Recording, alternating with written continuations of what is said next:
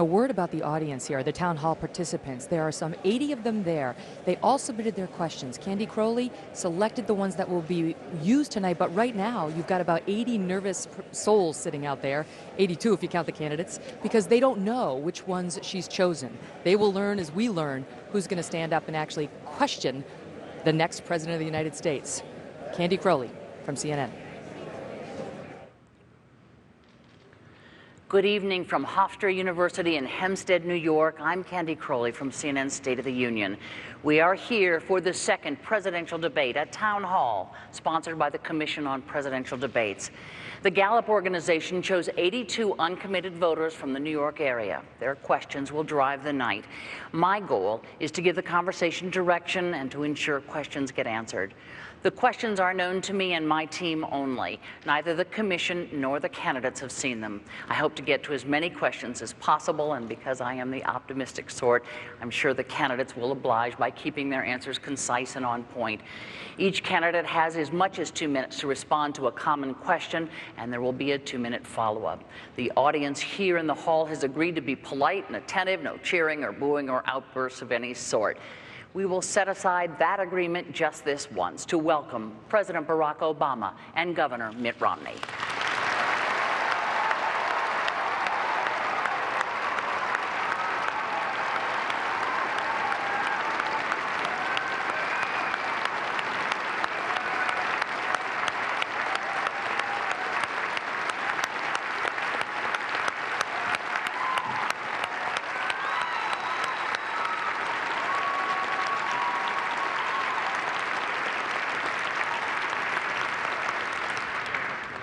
Gentlemen, thank you both for joining us here tonight. We have a lot of folks who have been waiting all day to talk to you, so I want to get right to it.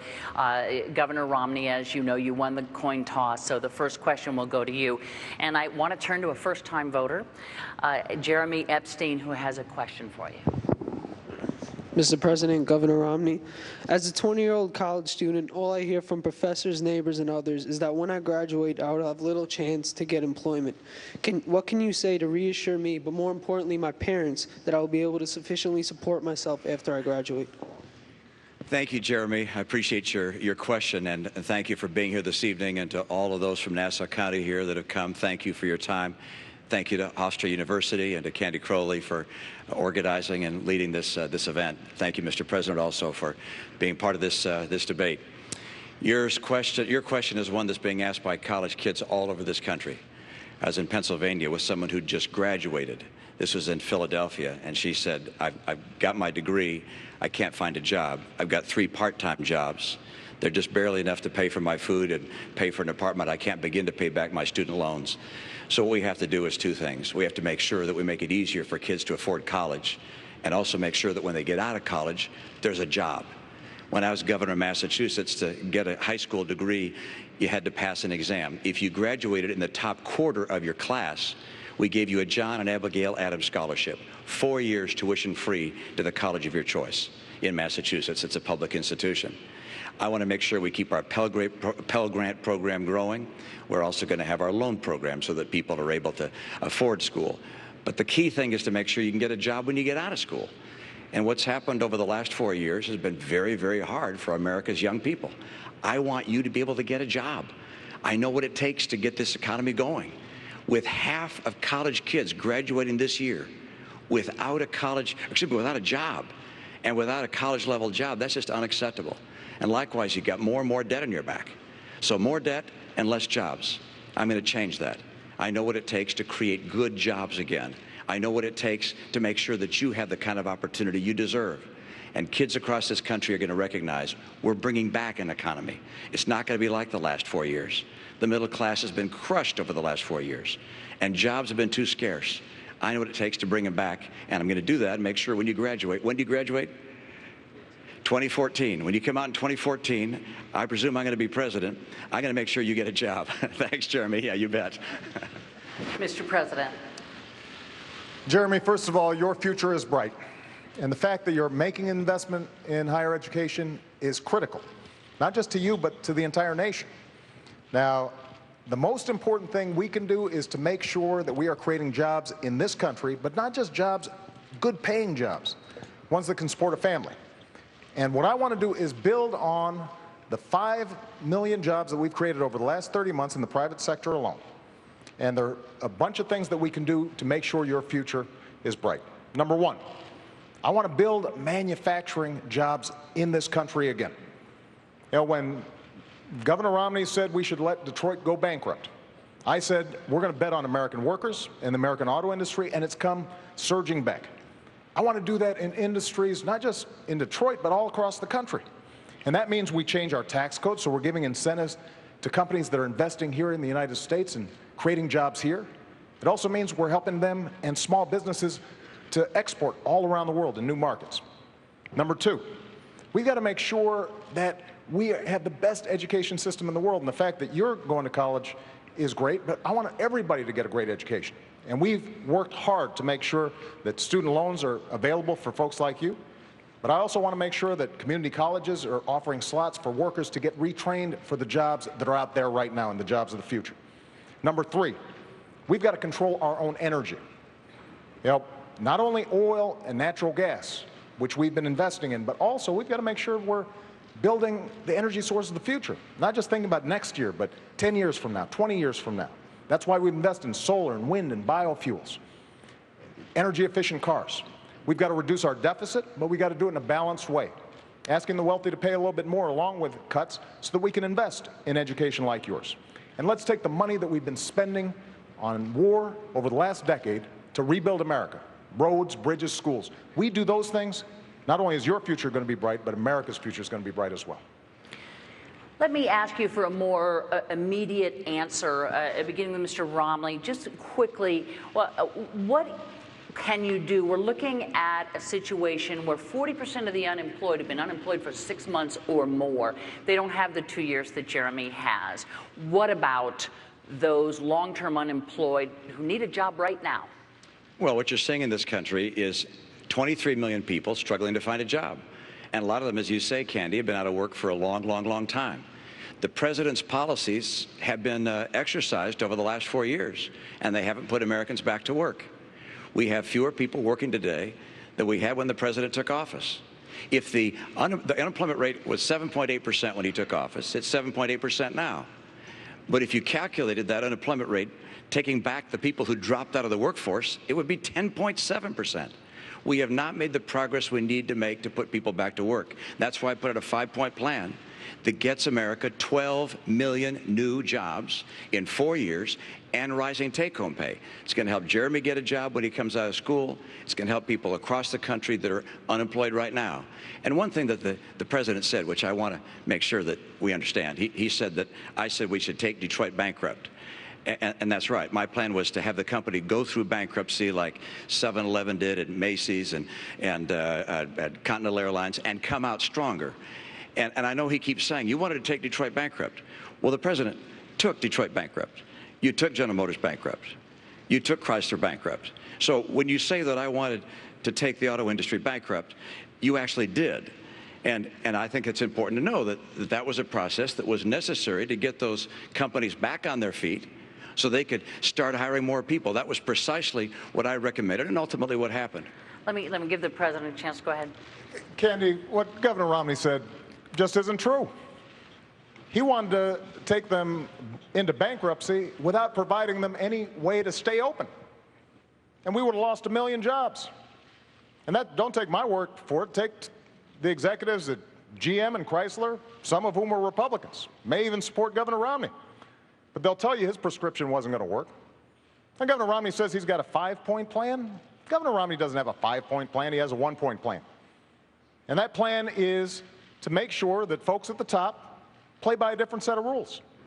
That's been his philosophy in the private sector. That's been his philosophy as governor. That's been his philosophy as a presidential candidate.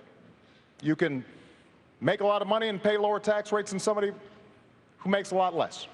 You can ship jobs overseas and get tax breaks for it. You can invest in a company, bankrupt it, lay off the workers, strip away their pensions, and you still make money. That's exactly the philosophy that we've seen in place for the last decade. That's what's been squeezing middle-class families. And we have fought back for 4 years to get out of that mess. The last thing we need to do is to go back to the very same policies that got us there. Mr. President, the next question is going to be for you here. And Mr. Romney, Governor Romney, there'll be plenty of chances here to go on, but I want to, we have all these folks. I will let you absolutely. That Detroit answer and the rest of the answer way off the mark. Okay, you certainly will have lots of time here coming up. Because I want to move you on to something that sort of connected to cars here and go over, and we want to get a question from Philip Turcola.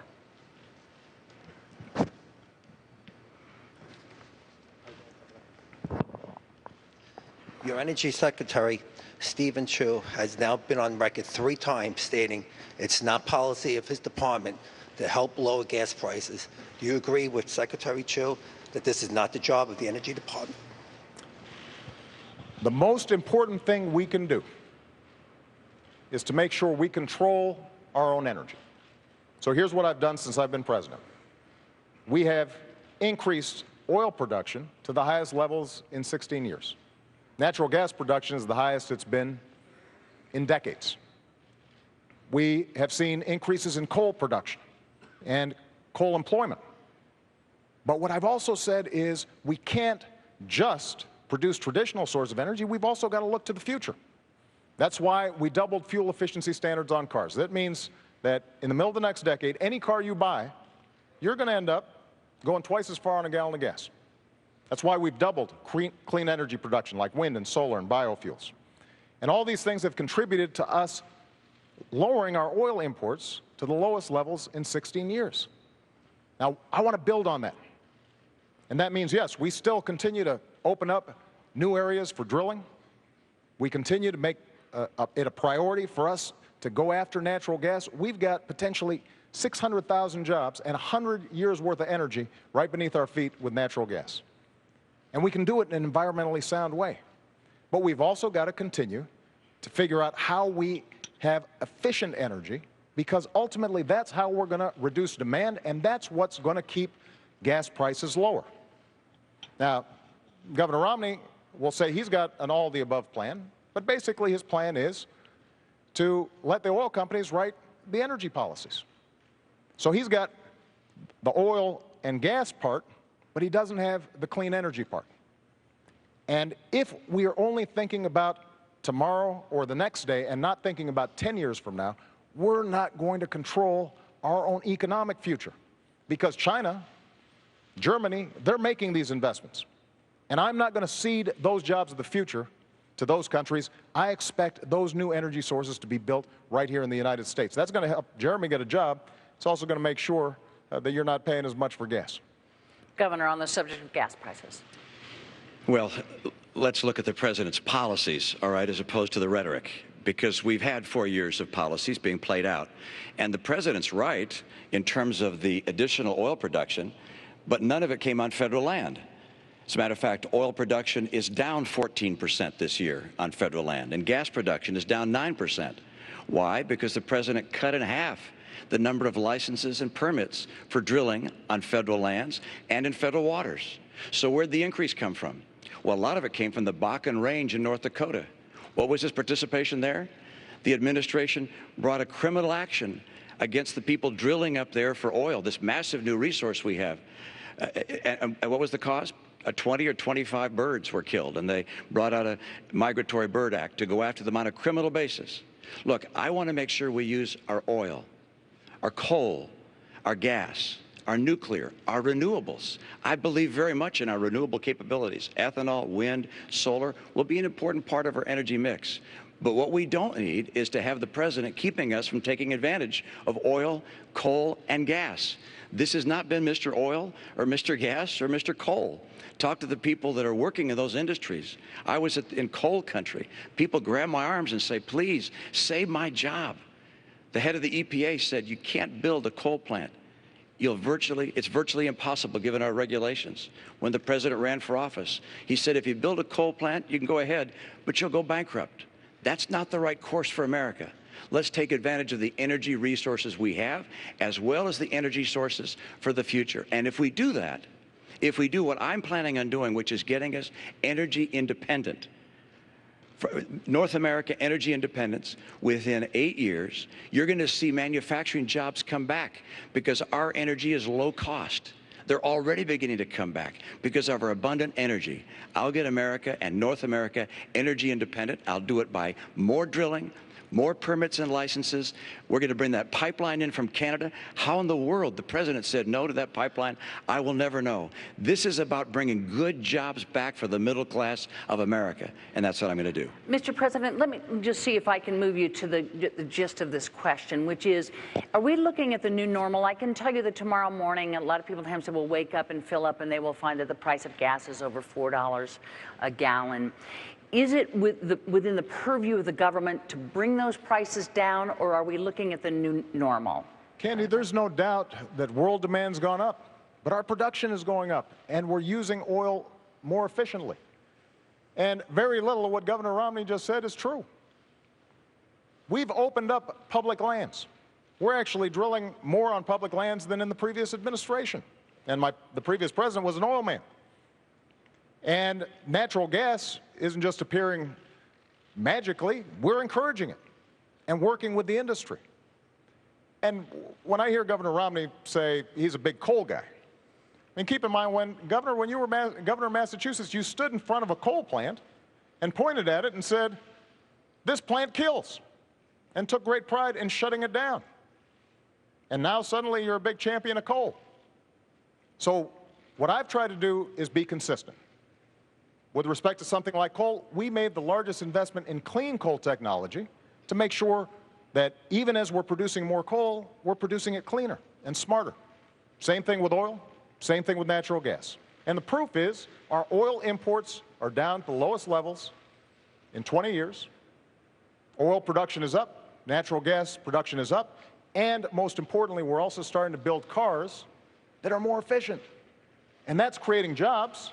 That means those cars can be exported because that's the demand around the world. And it also means that it'll save money in your pocketbook. That's the strategy you need on all of the above strategy, and that's what we're going to do in the next 4 years. But that's not what you've done in the last 4 years. That's the problem. Sure. In the last 4 years, you cut permits and licenses on federal land and federal waters in half. Not true, Governor Romney. So how much did you cut them by? Not true. By how much did you cut them by then? Governor, we have actually produced more oil. No. How much did you cut licenses and permits on federal land and federal waters? Governor Romney, here's what we did. There were a whole bunch of oil companies. I had a question, and the question was, how much did you cut them by? You want me to answer How much did you cut them by? I'm happy to answer the question. All right, and it is? Here's what happened. You had a whole bunch of oil companies who had leases on public lands that they weren't using. So what we said was, you can't just sit on this for 10, 20, 30 years, decide when you want to drill, when you want to produce, when it's most profitable for you. These are public lands. So if you want to drill on public lands, you use it or you lose it. Okay, now and so what we did was take away those leases, and we are now reletting them so that we can actually make a profit. And production on government lands is down. No, it isn't. Production on government land of oil is down 14%, and production on gas is down 9%. It's just not true. It's absolutely true. Look, there's no question but that the people recognize that we have not produced more oil and gas on federal lands and in federal waters. And coal production is not up. Coal jobs are not up. I was just at a coal facility where some 1,200 people lost their jobs. The right course for America is to have a true all-of-the-above policy. I don't think anyone really believes that you're a person who's going to be pushing for oil and gas and coal. You'll get your chance in a moment. I'm still speaking. Well, and the answer is, I don't believe people think that's the case because that wasn't a question. Okay. That was a statement. I don't think the American people believe that. I will fight for oil, coal, and natural gas. And the proof of whether a strategy is working or not is what the price is that you're paying at the pump. If you're paying less than you paid a year or two ago, why then the strategy is working. But you're paying more. When the president took office, the price of gasoline here in Nassau County was about $1.86 a gallon. Now it's $4 a gallon. Price of electricity is up. If the president's energy policies are working, you're going to see the cost of energy come down.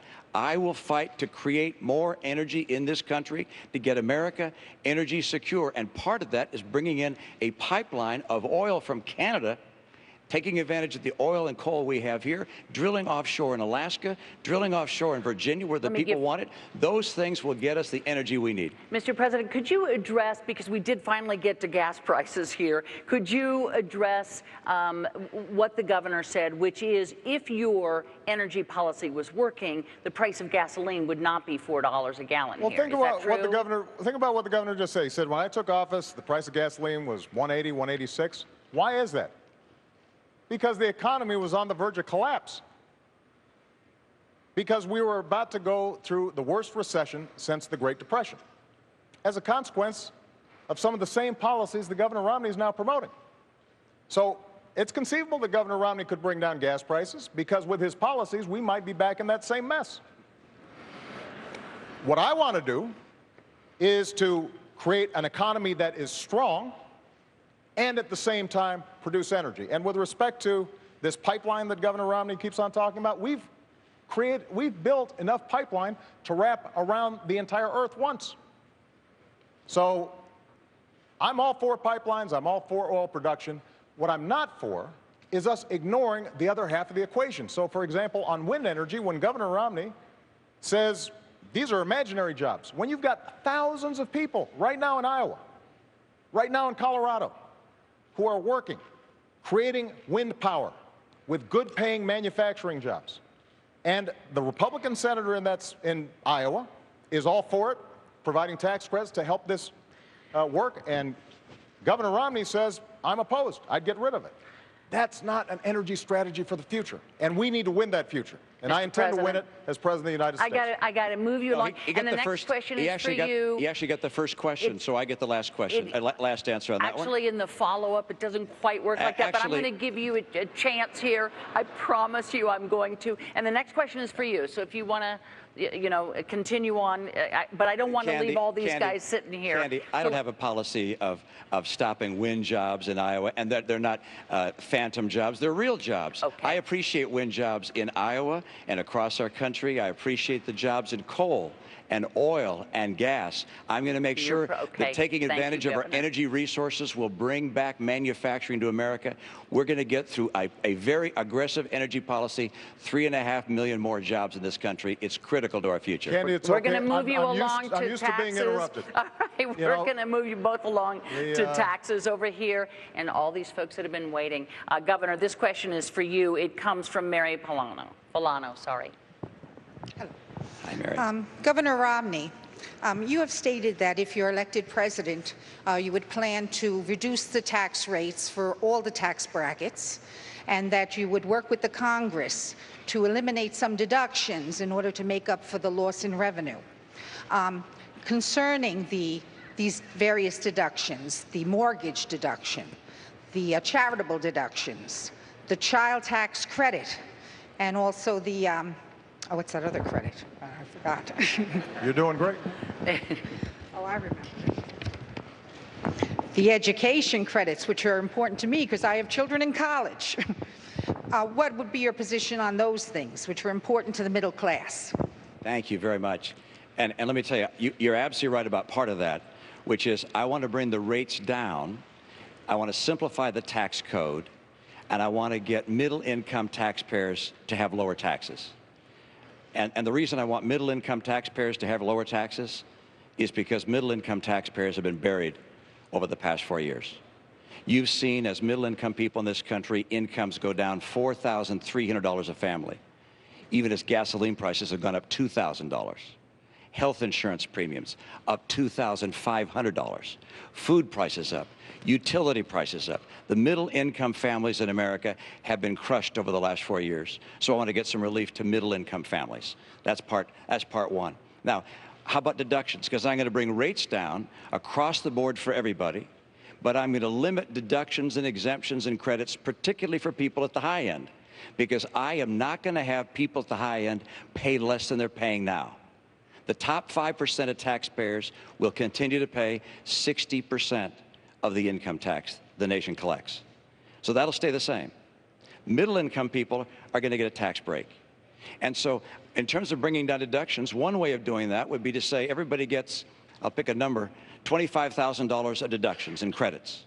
And you can decide which ones to use.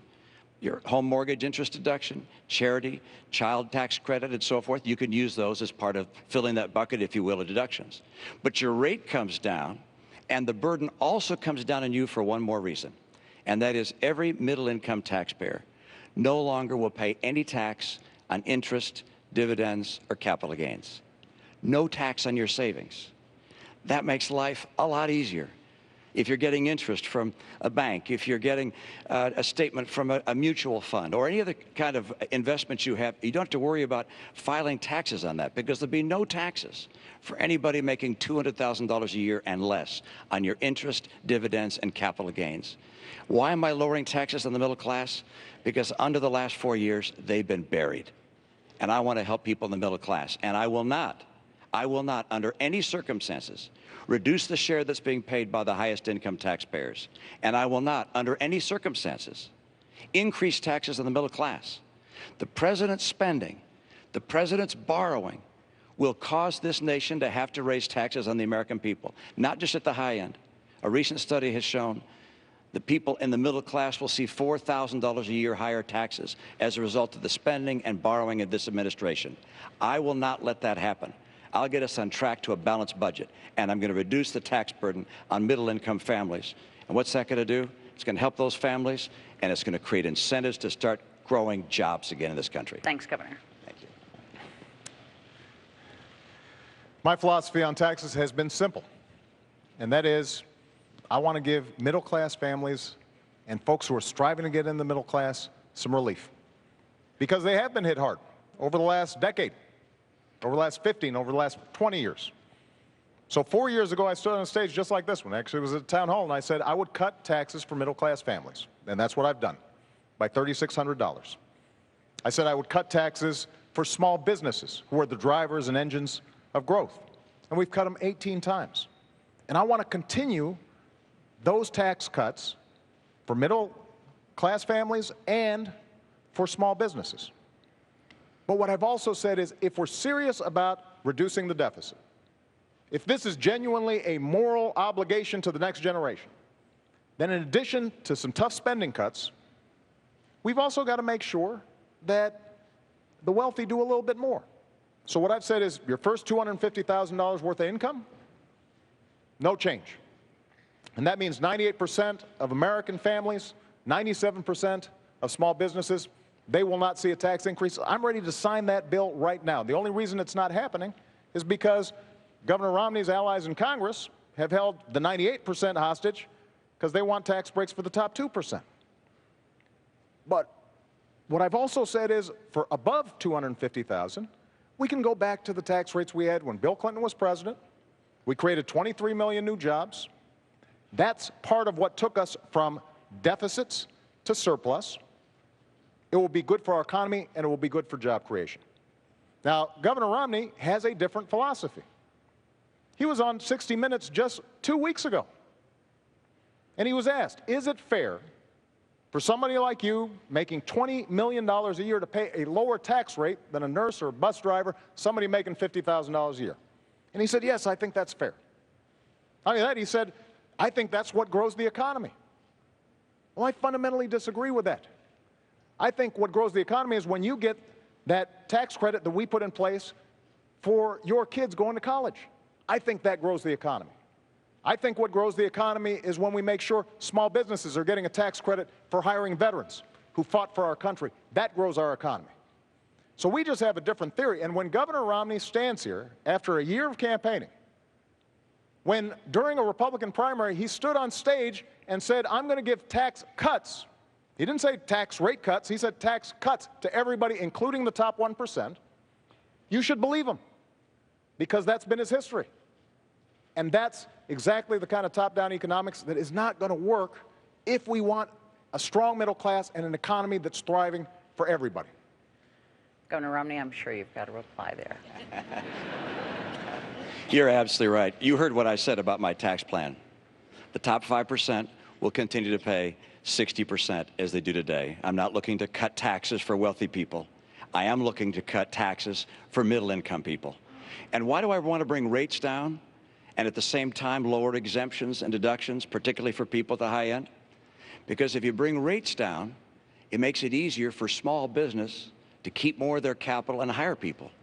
And for me, this is about jobs. I want to get America's economy going again.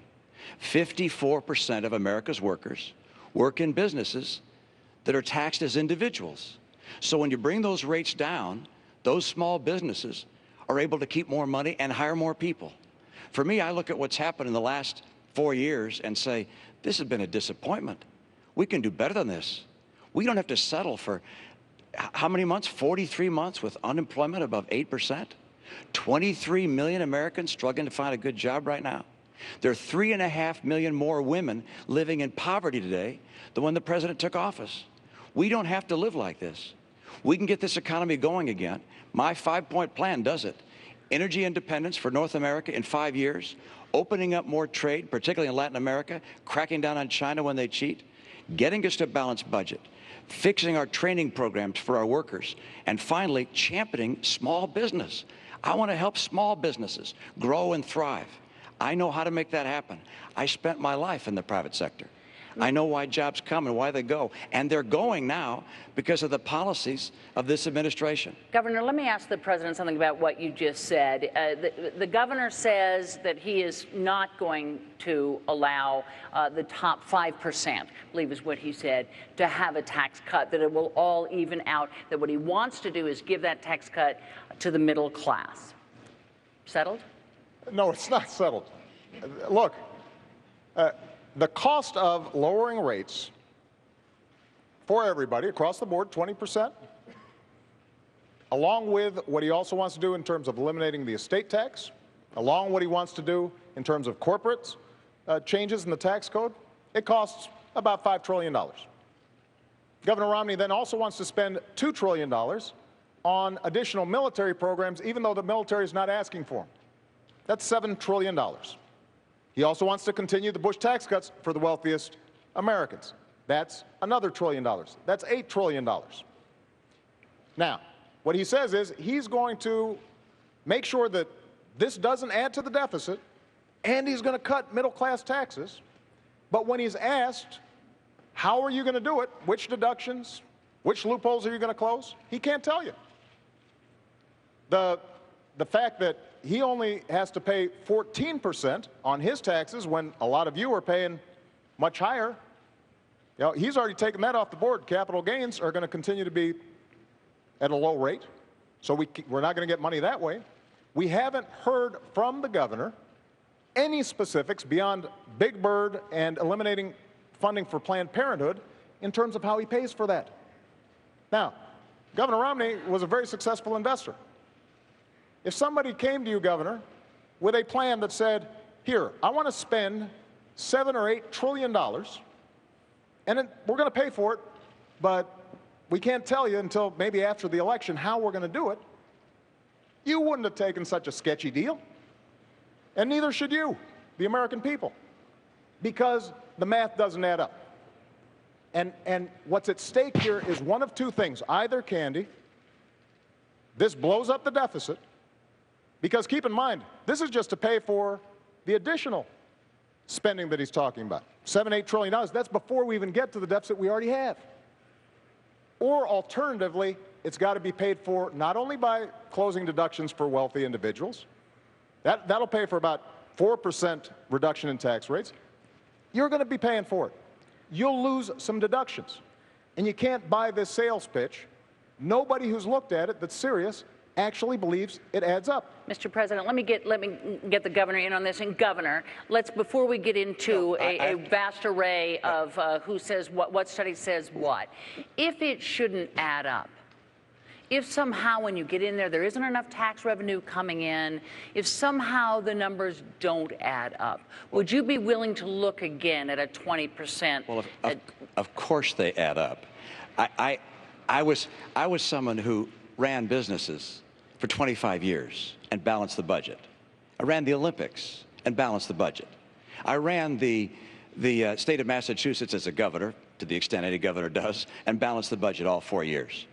When we're talking about math that doesn't add up, how about $4 trillion of deficits over the last 4 years? $5 trillion.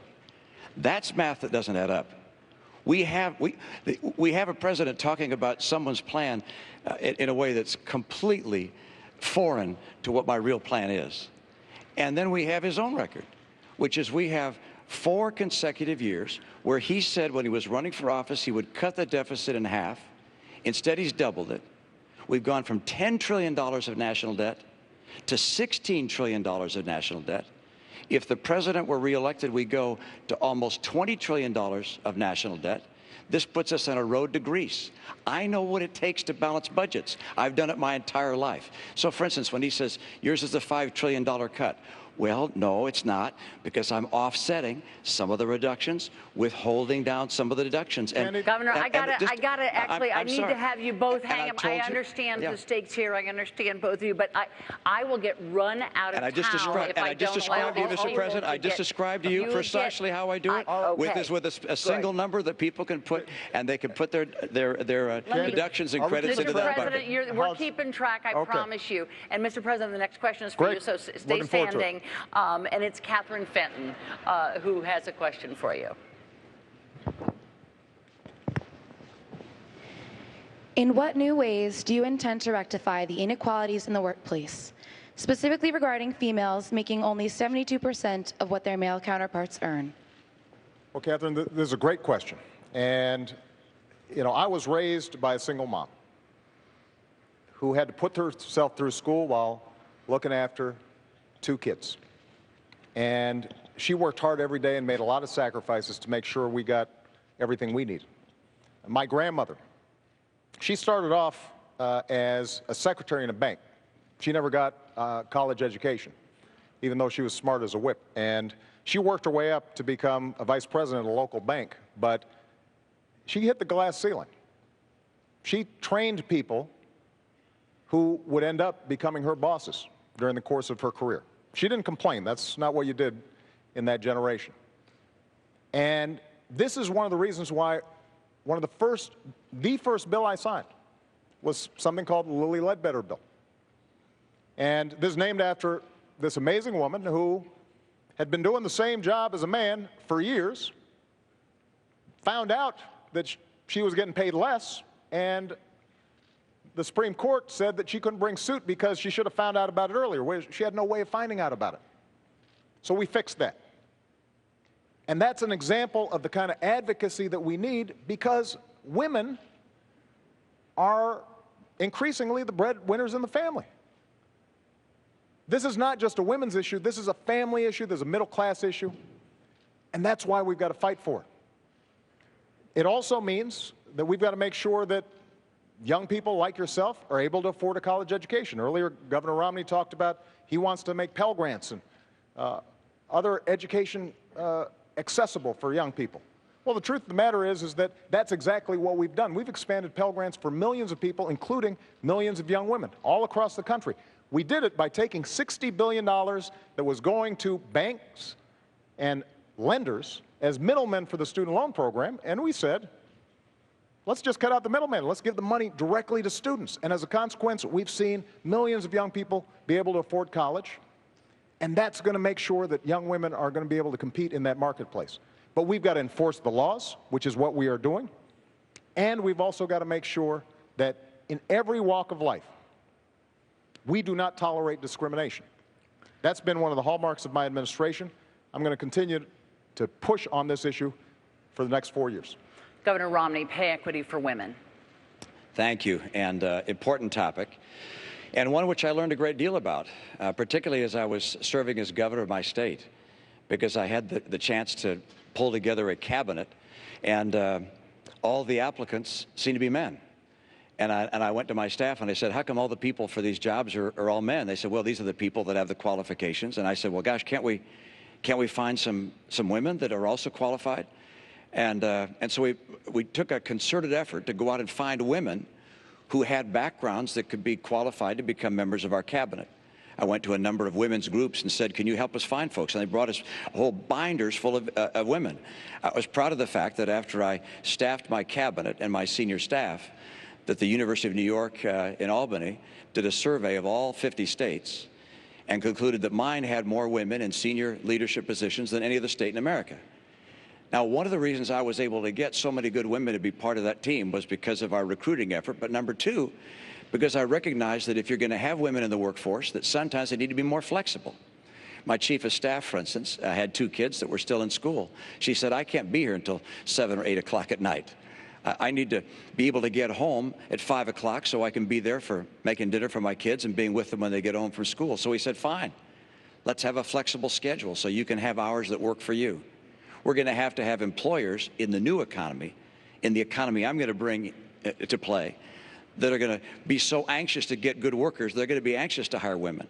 In the last 4 years, women have lost 580,000 jobs. That's the net of what's happened in the last 4 years. We're still down 580,000 jobs. I mentioned 3.5 million women more now in poverty than 4 years ago. What we can do to help young women and women of all ages is to have a strong economy, so strong that employers are looking to find good employees and bringing them into their workforce and adapting to a flexible work schedule that gives women the opportunities that they would otherwise not be able to afford. This is what I've done. It's what I look forward to doing, and I know what it takes to make an economy work. And I know what a working economy looks like. And an economy with 7.8% unemployment is not a real strong economy. An economy that has 23 million people looking for work is not a strong economy. An economy with 50% of kids graduating from college that can't find a job or a college-level job, that's not what we have to have. I'm going to help women in America get good work by getting a stronger economy and by supporting women in the workforce. Mr. President, why don't you get in on this